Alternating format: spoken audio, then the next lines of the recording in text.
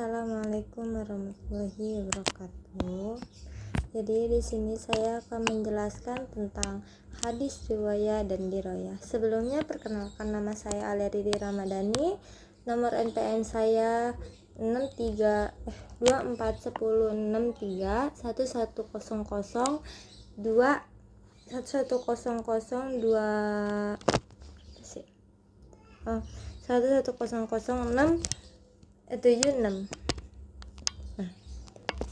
Baik, di sini saya akan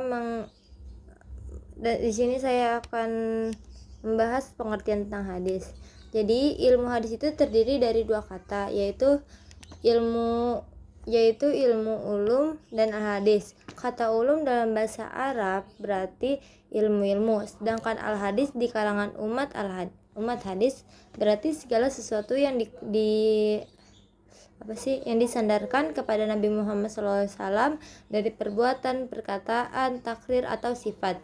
Dengan demikian, gabungan kata-kata ulum al-hadis itu mengandung pengertian ilmu-ilmu yang membahas kayak berkaitan dengan hadis Nabi Muhammad SAW. Nah, kemudian itu ada ruang lingkup ilmu hadis itu. Pada dasarnya ruang lingkup ilmu hadis itu mencakup 3 hal. Yang pertama itu ada kajian hadis yang dikategorikan ilmu hadis di riwayah, dan yang kedua itu ada kayak kajian matan hadis yang dikategorikan ilmu hadis riwayah gitu. Dan yang ketiga itu ada tahrij yang hadis atau terkait yang dengan studi kritis gitu. Nah, terus macam-macam ilmu hadis itu ada 2, yaitu hadis riwayah dan hadis diroyah.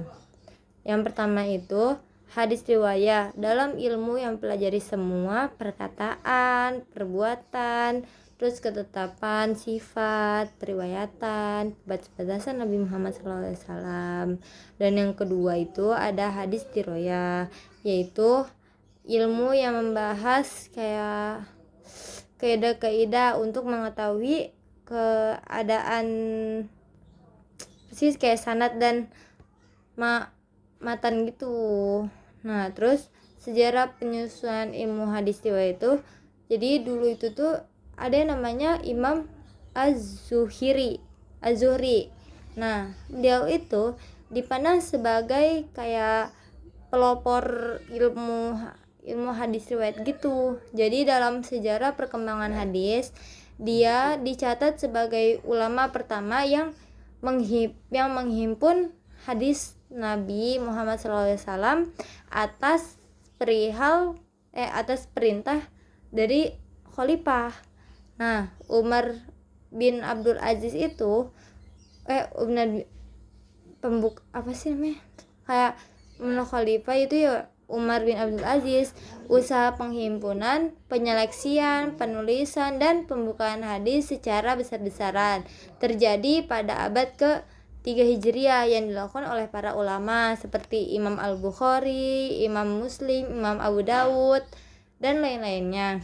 Nah, kitab-kitab hadis tersebut itu menjadi rujukan utama para ulama. Kemudian setelah itu ilmu hadis diriwayatkan tidak banyak lagi berkembang.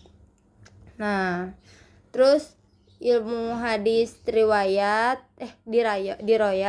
itu pembahasannya mengenai matan, meliputi kayak yang pertama itu kesesuaian dengan ajaran Al-Quran, yang kedua itu bebas dari kejanggalan redaksi, yang ketiga itu bebas dari kata-kata asing atau gharib. Nah, pembahasan mengenai sanad itu meliputi kayak yang pertama itu sanad dia bersambung, yang kedua itu segi kepercayaan sanad, yang ketiga itu sanad dari kejanggalan gitu, dan yang keempat dari kayak cacat gitu. Nah, udah sejarah perkembangan ilmu hadis itu, jadi pada masa Nabi Muhammad SAW, ilmu hadis itu dilarang ditulis karena khawatir terjadinya kesamaan dalam Al-Quran. Nah, jadi kayak jangan bikin hadis dulu mah gitu. Nah, tapi itu tuh kayak bersifat apa sih namanya, kondisional gitu. Nah, jadi waktu itu tuh pada masa sahabat ini mereka membatasi periwayatan hadis dengan membuat kebijakan harus membawa saksi dan bersumpah. Maksudnya tuh kayak di sini tuh bukan berarti mereka meragukan hadis, tapi kayak sesuatu yang tidak layak untuk mengalihkan hukum. Justru sikap mereka ini bukti kesungguhannya dalam menjaga hadis. Jadi waktu pas masa sahabat itu hadis direwayat masih belum dibukukan, sama seperti hadis riwayat yang timbul secara lisan. Nah gitu.